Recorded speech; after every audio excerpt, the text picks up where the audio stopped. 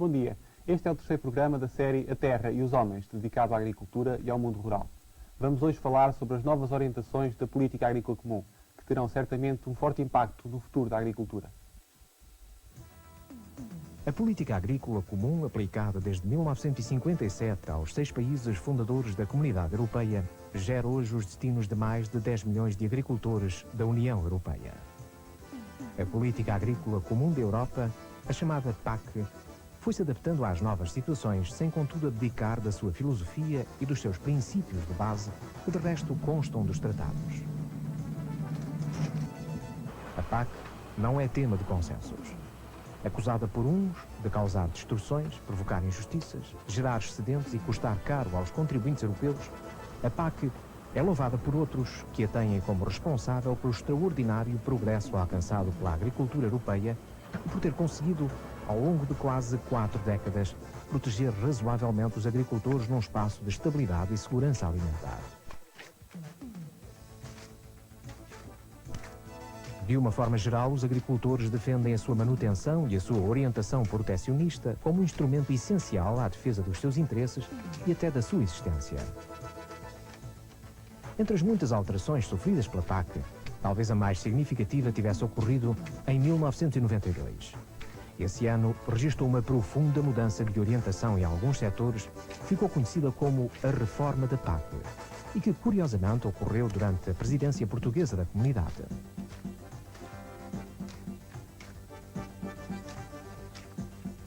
Antes da reforma da PAC, a agricultura europeia enfrentava 4 problemas fundamentais: os excedentes, os custos orçamentais, a estagnação dos rendimentos e as críticas externas contra o protecionismo da comunidade. Os excedentes acumulavam-se sem escoamento no mercado, uma vez que a produção aumentava a um ritmo muito superior ao consumo. No início da década de 90, a Europa produzia um excesso de 33 milhões de toneladas de cereais, 1 milhão de toneladas de carne, várias centenas de milhares de toneladas de leite em pó, entre muitos outros produtos alimentares. Por outro lado, os custos orçamentais da PAC cresciam anualmente de forma significativa e aparentemente incontrolada.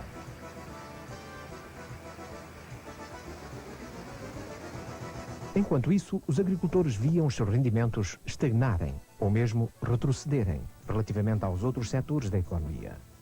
O protecionismo europeu, entretanto, era cada vez mais alvo das críticas dos outros parceiros comerciais não europeus e constituía um óbice à concretização do acordo do GATT, considerado indispensável para o relançamento da economia mundial. Para além destes fatores, a PAC tornara-se impopular junto da opinião pública, que cada vez mais via nela a origem de uma certa sobreexploração incontrolada dos recursos naturais, uma repartição injusta dos benefícios públicos e uma fonte de encargos orçamentais crescentes para a comunidade. A reforma da PAC surge então como uma forma de tentar dar uma resposta global aos problemas agrícolas e de solucionar as questões políticas. Assim, com base nos setores que geravam mais excedentes, a comunidade decidiu baixar os preços dos cereais, das oleaginosas, da carne e do leite, ao mesmo tempo que obrigava os agricultores a não utilizarem uma parte das suas terras, compensando-os através de um sistema de ajudas diretas, calculado com base no número de hectares cultivados ou do número de animais produzidos. Simultaneamente, a comunidade decidiu aplicar várias outras medidas, as mais importantes das quais são as chamadas medidas de acompanhamento da reforma da PAC e as medidas de desenvolvimento das zonas rurais. As medidas de acompanhamento pretendem favorecer a proteção ambiental, a florestação das terras agrícolas e a reforma antecipada e voluntária de agricultores idosos. As políticas de desenvolvimento das zonas rurais, associadas aos fundos estruturais, visam redinamizar essas regiões, através do alargamento das suas bases económicas e da criação de novas oportunidades de desenvolvimento sustentado, baseadas nas potencialidades e nas especificidades de cada zona.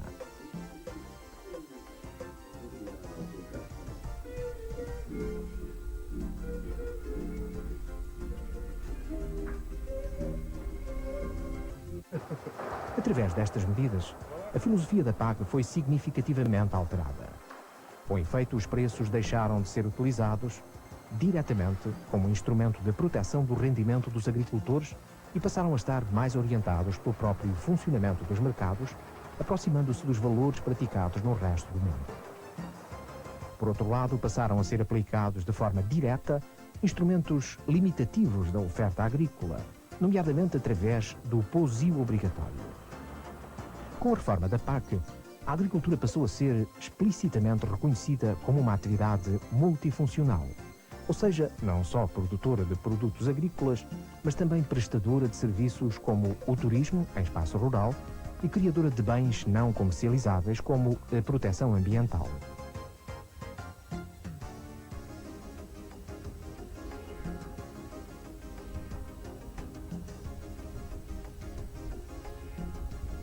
O desenvolvimento rural passou a constituir um objetivo articulado com a política agrícola.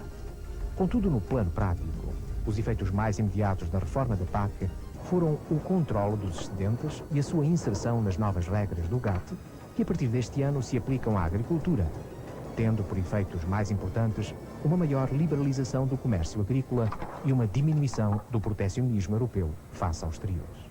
Com a adesão à comunidade ou sem adesão à comunidade, a transformação do setor agrícola ia ser uma necessidade, porque caso nós não tivéssemos feito, quando da nossa integração na Europa, os próprios acordos do GATT, que recentemente foram assinados, iam-nos impor um conjunto de regras que são semelhantes àquelas que nos foram obrigadas pela nossa integração europeia, ou seja, a abertura das nossas fronteiras, o participarmos num mercado mais vasto e concorrencial com países com muito mais aptidão agrícola do que a nossa, e, portanto, foi necessário fazer essa reconversão toda, que evidentemente foi feita e está a ser feita com grandes traumas para os agricultores. Só a redução da população ativa agrícola, que em 86 rondava os 22%, para os valores atuais de 11%, e para os valores que são necessários vir a atingir, que anda na ordem dos 6 a 7%, é um problema de retirar de um setor agrícola de 500 mil pessoas. Ora, tudo isso teria sido muito mais traumatizante se não tivesse sido feito em conjunto com a comunidade e com as ajudas que se receberam da Comunidade Económica Europeia para fazer essa transição. Em Portugal, tal como aconteceu noutros países membros da comunidade, a reforma da PAC foi recebida com grande desconfiança por parte dos agricultores. As razões desta desconfiança ligam-se em primeiro lugar a uma maior dependência da administração pública e dos subsídios comunitários. Por um lado, ficaram presos a processos administrativos e burocráticos por parte de uma administração que consideram pouco eficaz. Mas o descontentamento tornou-se maior porque as garantias de durabilidade desses apoios lhes suscitavam algumas dúvidas. 3 anos após o começo da reforma da política agrícola comum, continua-se a fazer uma grande confusão acerca dos seus efeitos. Essa confusão é facilitada ao facto de muitos agricultores ligarem à reforma da PAC as dificuldades da sua atividade ou da insuficiência dos seus rendimentos. Em termos globais e europeus, até agora, a nova orientação da política agrícola comum conseguiu reduzir os estoques públicos praticamente a zero, embora apoiada pela conjuntura favorável do comércio internacional, não aumentar os custos da PAC e melhorar, depois de muitos anos, os rendimentos dos agricultores. Portugal e os agricultores portugueses também beneficiaram deste efeito global. É verdade que a reforma da PAC tem provocado, em alguns casos, alguma irracionalidade económica e agronómica, uma vez que os agricultores são naturalmente levados a maximizar os seus rendimentos, fazendo as culturas que dispõem de maiores apoios e nem sempre as que seriam as que melhor se adaptariam às suas condições naturais.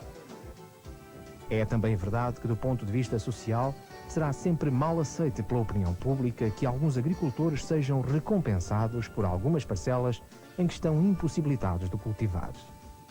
No entanto, apesar dos defeitos que tem, e que são muitos, a reforma da PAC não tem produzido efeitos tão nefastos como os de que é acusada. A reforma da PAC foi muito positiva para Portugal, ou seja, veio criar, regimes, chamados regimes paralelos, por exemplo, a reforma antecipada dos agricultores, a possibilidade de se reformar antecipadamente agricultores, num país em que tínhamos uma população idosa e à beira da reforma, é evidentemente positiva. Os incentivos foram dados a utilizações alternativas de terras, já há pouco disse que nós, muitas das terras que temos tido utilização agrícola, não têm sido utilização agrícola, portanto, o fomento que se fez em relação, por exemplo, à florestação, através das medidas da reconversão, são altamente positivas. E finalmente, a própria separação do regime anterior num regime em que os produtos agrícolas passam a funcionar num regime de mercado livre, mas simultaneamente têm ajudas que permitem garantir os rendimentos dos agricultores, são soluções que são bastante vantajosas para os agricultores portugueses, se compararmos que a alternativa que nessa altura foi discutida era a introdução do mercado livre dos produtos agrícolas e, portanto, sem os tais complementos e sem as tais ajudas que garantem os rendimentos dos agricultores.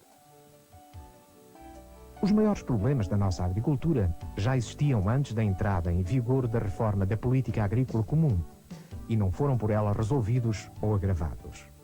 No entanto, a inserção da agricultura nacional em mercados cada vez mais alargados e abertos coloca com cada vez mais evidência perante a necessidade de se proceder a reconversões inadiáveis e a alterações importantes, de modo a melhorar a sua competitividade para resistir aos desafios associados ao futuro.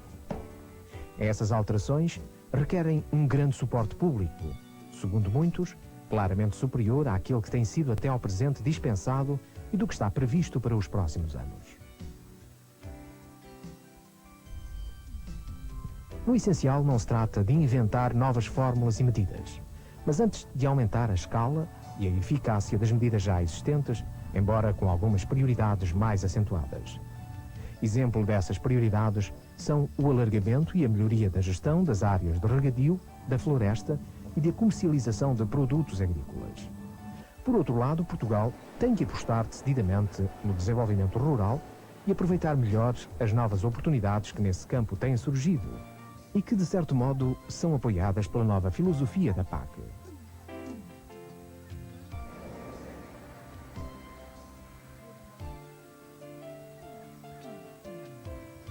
O desenvolvimento rural não é mais do que aproveitar e desenvolver as potencialidades naturais de cada região, respeitando as suas especificidades e induzindo os agentes económicos a uma maior criatividade e inovação.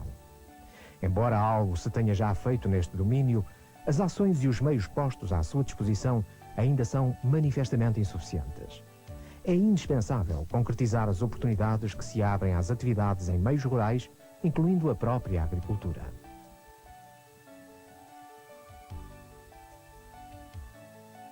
Entre as necessidades prioritárias, destacam-se a criação e o fortalecimento das associações de base local que promovam e dinamizem as especificidades regionais, o desenvolvimento de ações que compatibilizem a agricultura com a proteção ambiental, que valorizem e tirem proveito do espaço rural, que assegurem a qualidade e a genuinidade dos produtos locais. Por outro lado, é indispensável continuar o esforço de desenvolvimento em matéria de turismo rural, melhorando o seu funcionamento, a sua promoção, inserindo os intercâmbios europeus, nomeadamente através da criação de percursos turísticos em meios rurais. É igualmente importante desenvolver e promover o artesanato local, expandir os valores culturais próprios de cada região.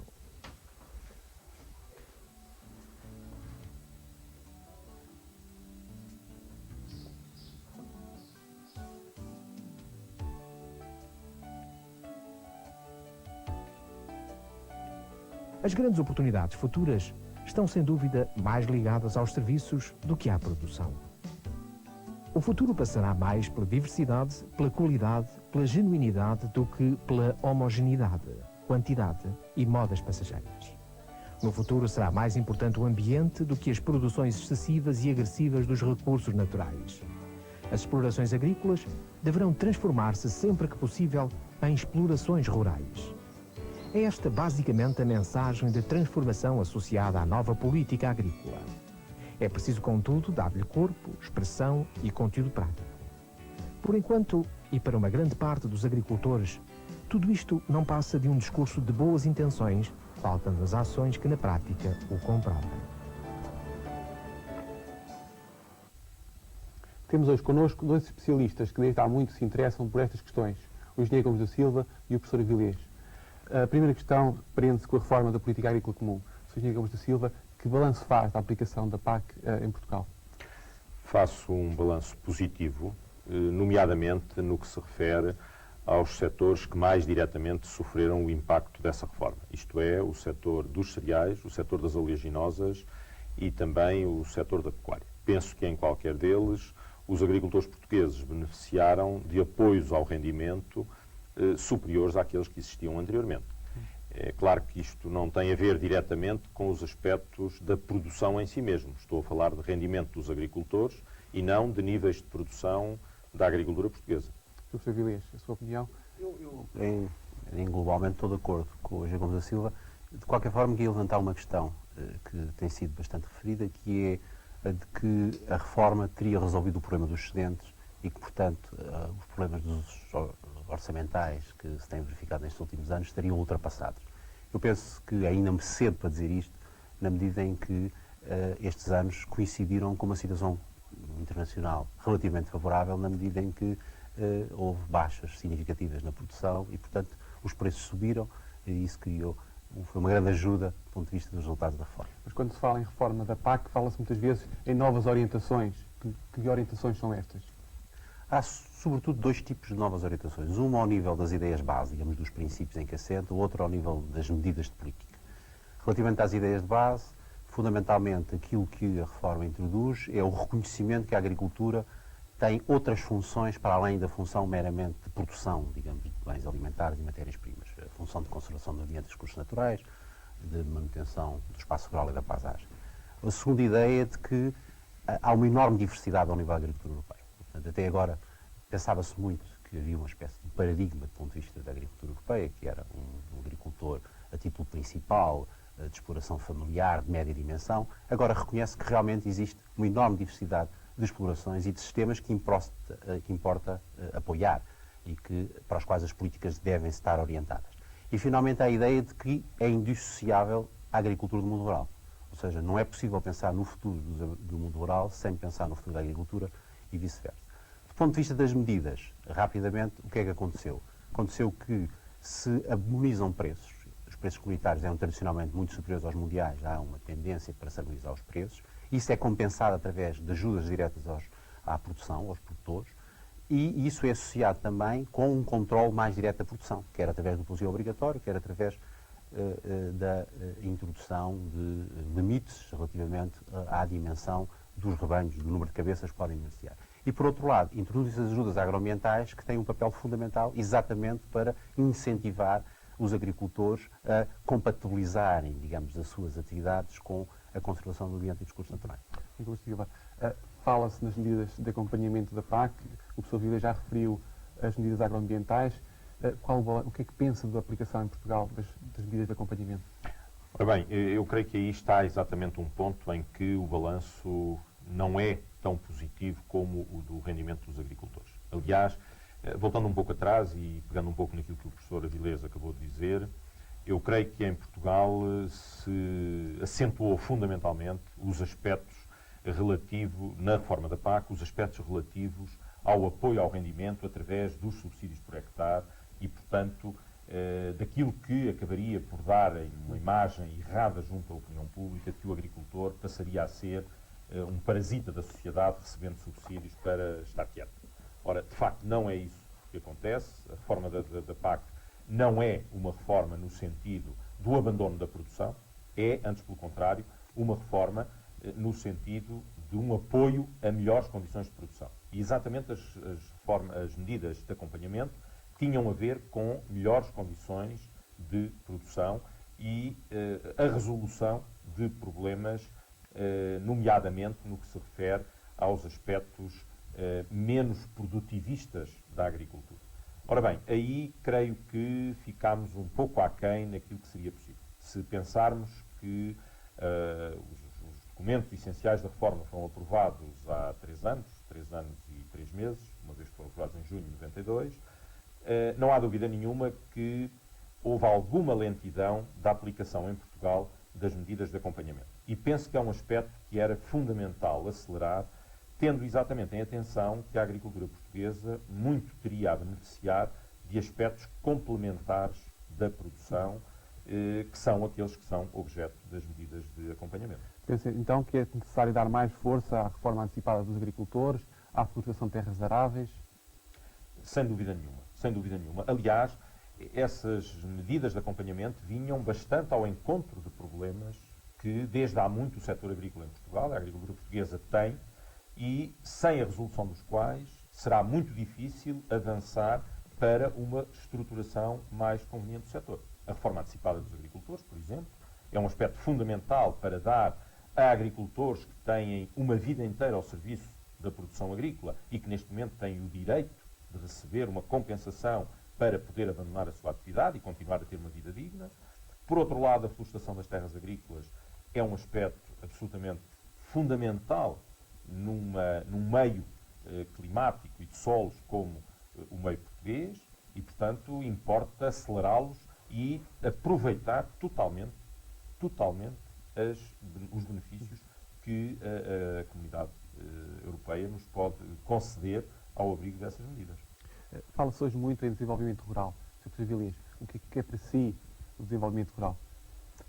No fundo, a questão que se põe é, em muitas das zonas do país, não existe um conjunto de atividades económicas capazes de permitirem a manutenção das populações ligadas a essas zonas. E, portanto, no essencial, aquilo que me parece que é fundamental para o desenvolvimento rural é o reforço e a diversificação do tecido económico e social das zonas rurais, o que passa, em grande medida, pela transformação, a reconversão da agricultura, mas também pela criação de um conjunto de condições que permita o aparecimento de atividades não agrícolas indispensáveis ao futuro dessas mesmas zonas.